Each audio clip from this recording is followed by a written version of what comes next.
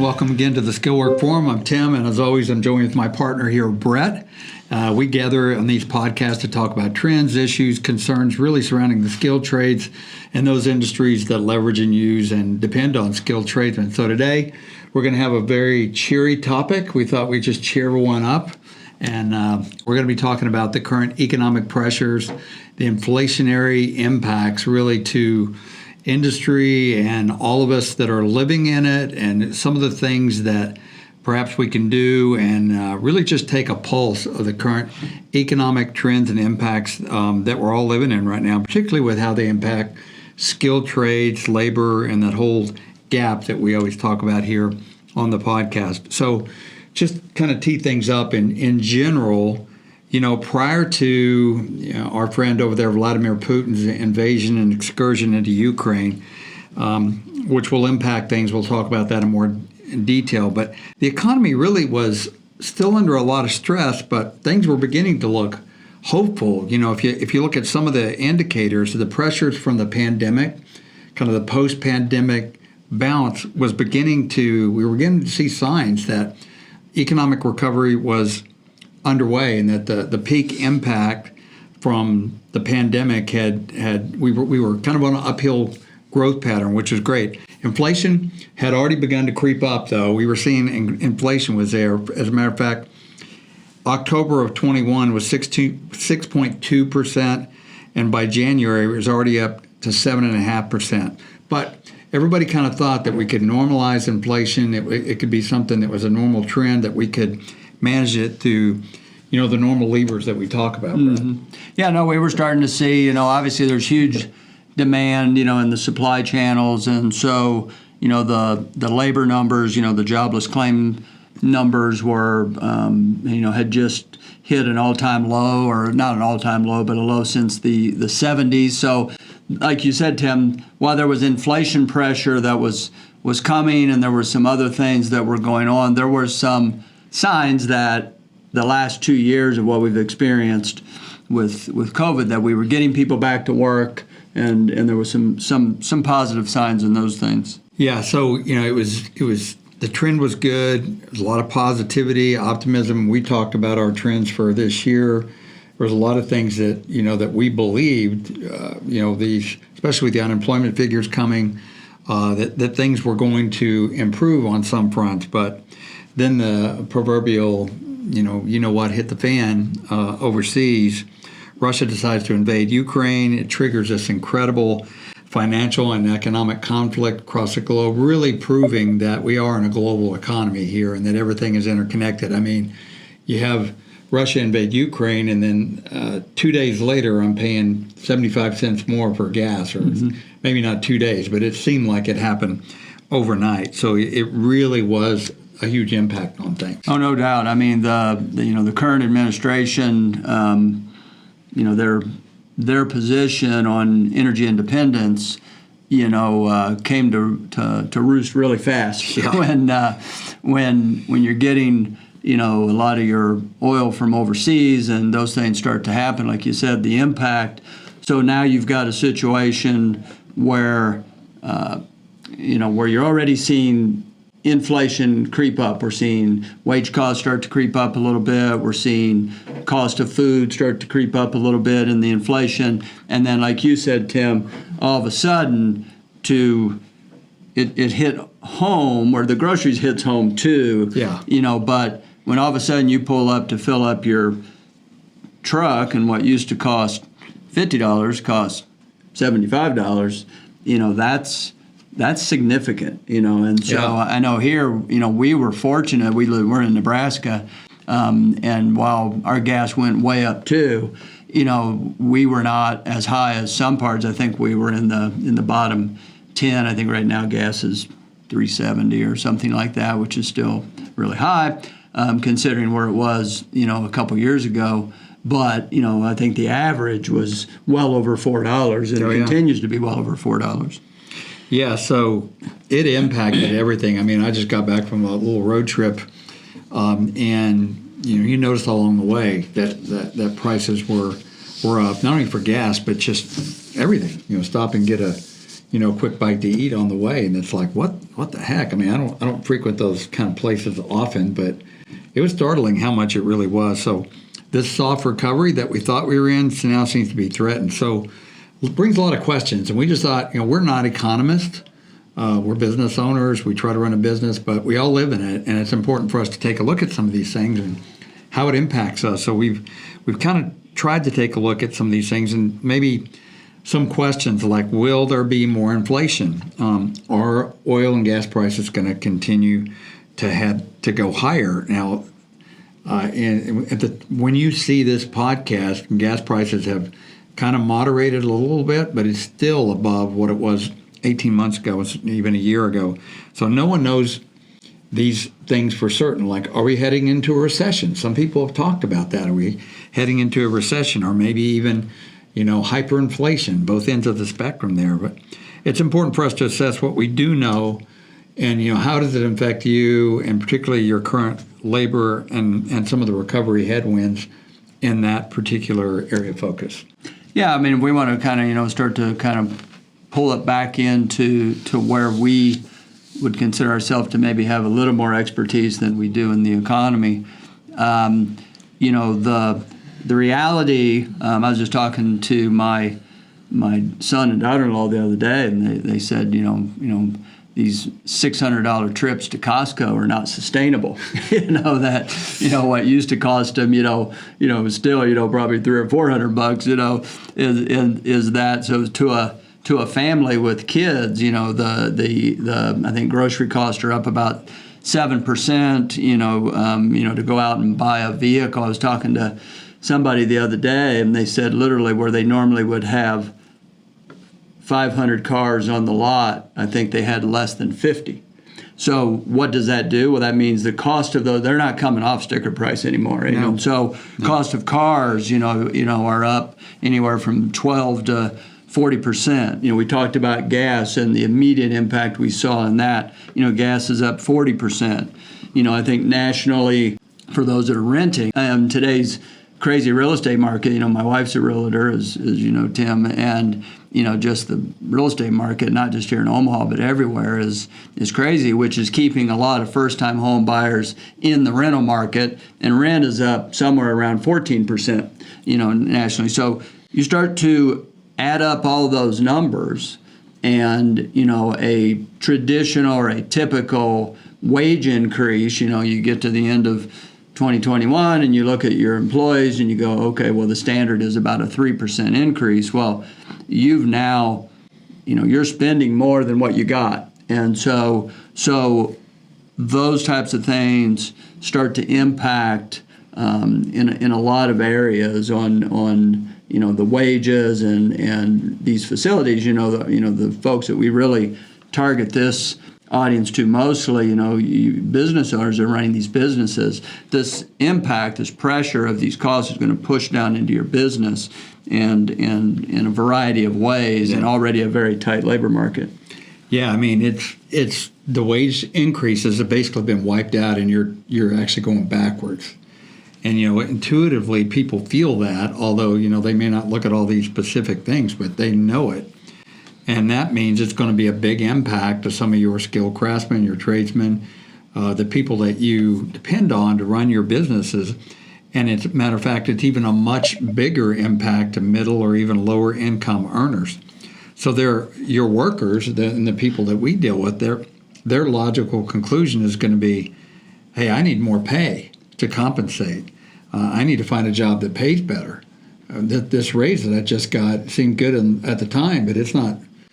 It's nice, but it's not getting me where I need to be. As a matter of fact, those that have collective bargaining agreements with labor unions and so forth, they're actually bringing inflationary pressures and tying their negotiations to that, and a lot of new and ongoing labor negotiations. So bottom line is you got to pay attention to the inflationary impact on your skill trade gap. Mm-hmm. Well, I think to your point, Tim, we talk about it a lot because it's a reality, is, the talent pool, and specifically the skilled trades talent pool, is very tight. It's very thin. We're not telling any of you anything you don't already know.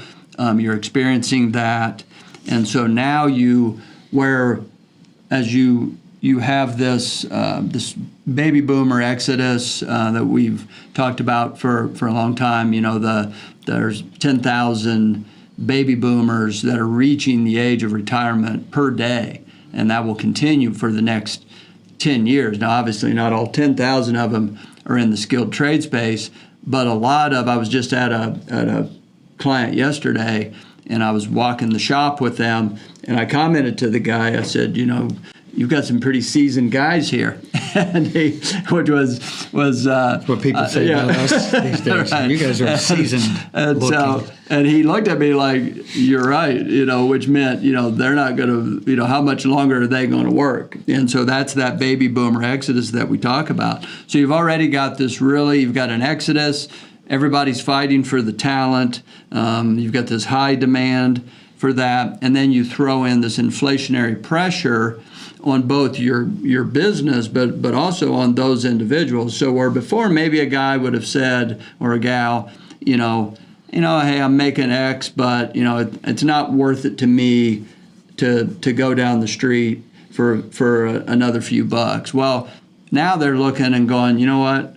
Now maybe is the time. Yeah, and we've already talked about this exodus and transition, the transitory workforce. This is going to exacerbate that, and we're going to see more of that because of this inflationary pressure. I mean, people get, let's just take practical things. When your daycare costs go up, your grocery costs go up, the cost to put in your vehicles, the cost for your recreation on the weekends, you're going to start looking hard at how much you're making because that is that's the fuel that they need. So it's going to increase your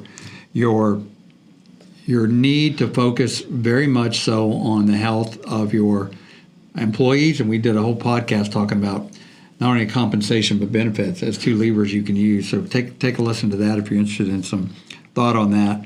The other thing, in addition to inflation, are interest rates. Interest rates have traditionally been used as a lever to help control inflation and control economic factors like this.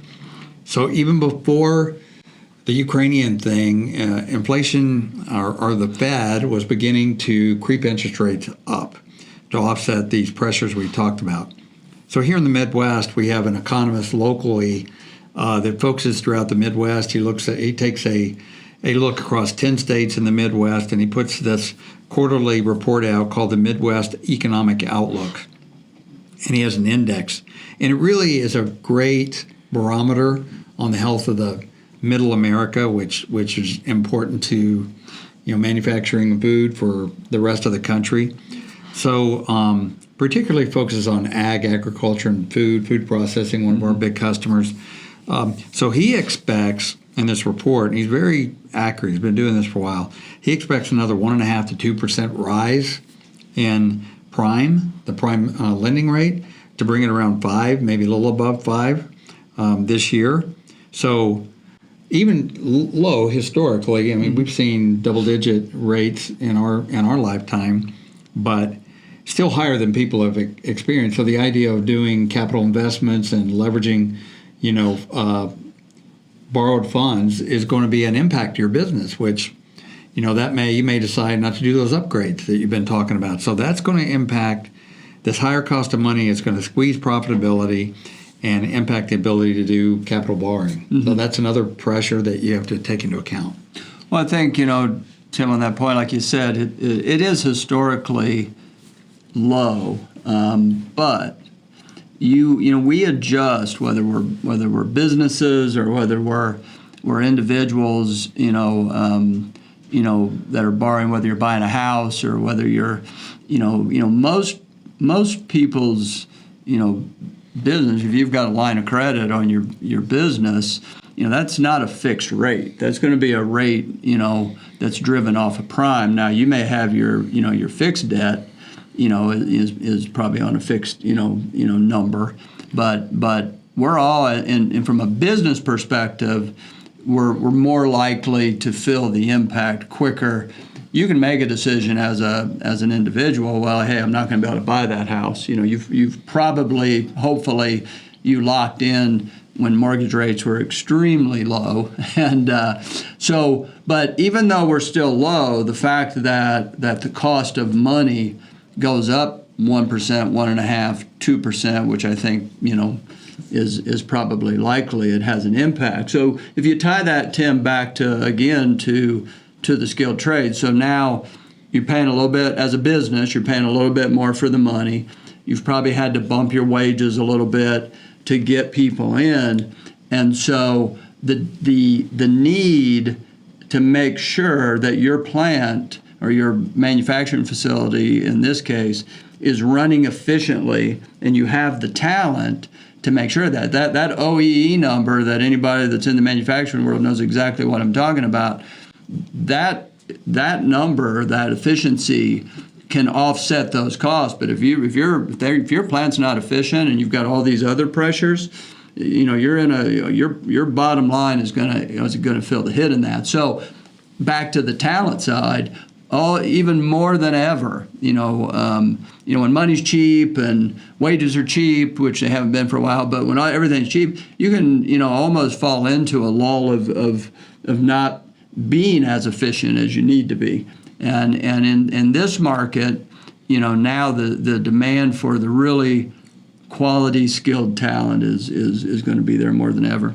That's a great point, really, and particularly, the tendency to take, the easy response, which is let's lower our wages or let's bring in lower cost labor, or maybe lower our bar a little bit. We've talked at length about how that has a long-term, extremely negative impact to your workforce. So, you need to resist the temptation to try to use that lever to control your cost, because I know your cost for raw materials, supply chain, all those things we've documented, but there's a hidden cost to bringing in to lowering the bar on your labor. We've talked at length, so don't do that. Right. Or even the temptation, Tim, we were talking to a client the other day, and they kind of indicated, well, we probably need 3 more good technicians, but we're going to try to get by with 2. Well, which are, the impact, long-term impact of that on your culture, because basically what you're saying is we're gonna get more blood out of these turnips we got than really do that. So where you cut and where you invest, you got to really be careful, and I wouldn't recommend it on the people side. Yeah, that's a great point. So, the last point we'll talk about is, I was thinking about this quote from Zig Ziglar, the old school leadership, positivity kind of guy. And he has a quote that we mention here every once in a while, is that your attitude determines your altitude. Mm-hmm. So basically it's, your attitude and your outlook determines whether you're flying high or whether you're low. And, you can choose to be pessimistic, you can choose to be optimistic. Well, the last point when it comes to the economy is the pessimism factor. And that is the fact that when economic ups and downs happen, it's oftentimes fueled by all these factors we talked about. But one of the hardest to predict, but has the most impact, is how people feel. Mm-hmm. And, their thoughts about things, sometimes called consumer confidence or consumer sentiment. It's an index you can track, and it is going the wrong direction right now. So people aren't confident about where the economy is going. Look at the polls of the current administration. Like him or love him, want him voted in or out, but our current administration, President Biden, the polls and the particularly his handling of the economy is going to be the thing. Who was it back in the day that said, it's economy stupid? I think was that famous quote. Might have been Bill Clinton that said it originally. I can't remember. Yeah, I can't remember either. But the sentiment is, economy matters, and it affects people's lives. So this consumer confidence, it measures a cross-section of America. How are you feeling about the economic situation, unemployment, ability to save, purchasing, that sort of thing. So that's a big factor.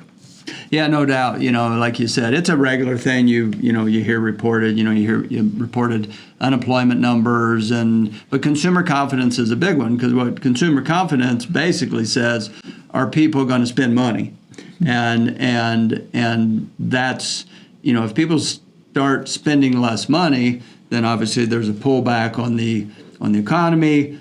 facilities aren't as busy. They've been super busy now. I don't know that we're going to see manufacturing facilities slow down much just because there's such a backlog. But if this sustains, if we do enter into a recession, or we do continue to see this pessimistic,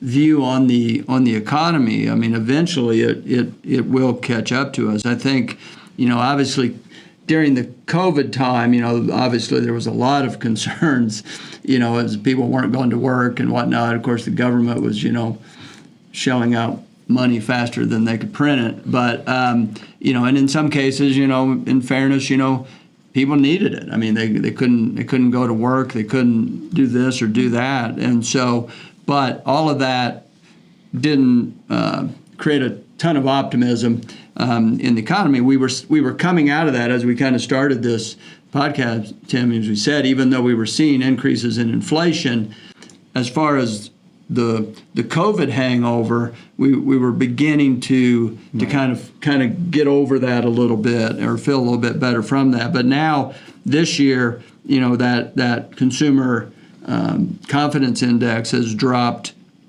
almost right at 14%. We were at the beginning of the year, we were at 76.8, and now the most recent we're at about 62.8. That's a pretty significant drop, in a quarter. So, yeah. So just a quote about that as we were looking into this. The senior vice president of research and consulting at TransUnion, which is just full transparency, I have no idea what that is, but the guy sounded like he knew what he was talking about.